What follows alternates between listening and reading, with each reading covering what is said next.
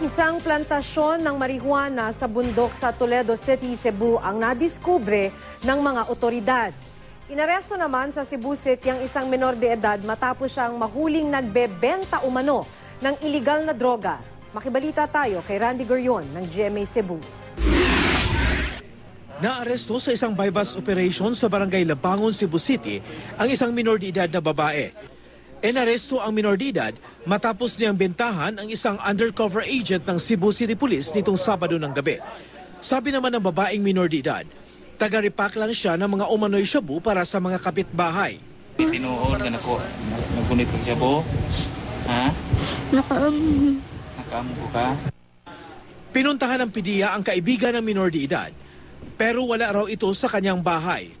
Nakuha ng PDEA mula sa suspect ang 13 pakete ng hininalang shabu. Some people, they employ minors kasi they know that these kids won't be jailed.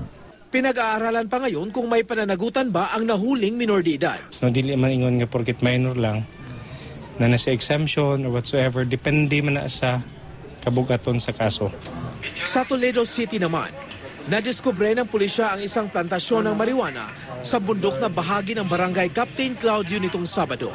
Halos isang oras din ang inabot bago tuluyang narating ng operatiba ang 3 plantasyon ng marijuana.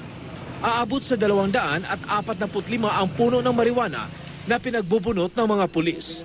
Wala namang naabutang nagbabantay sa naturang plantasyon. Kasalukuyan ring inaalam kung sino ang nagmamay-ari nito. Randy Gurion, Nagbabalita, Pilipinas.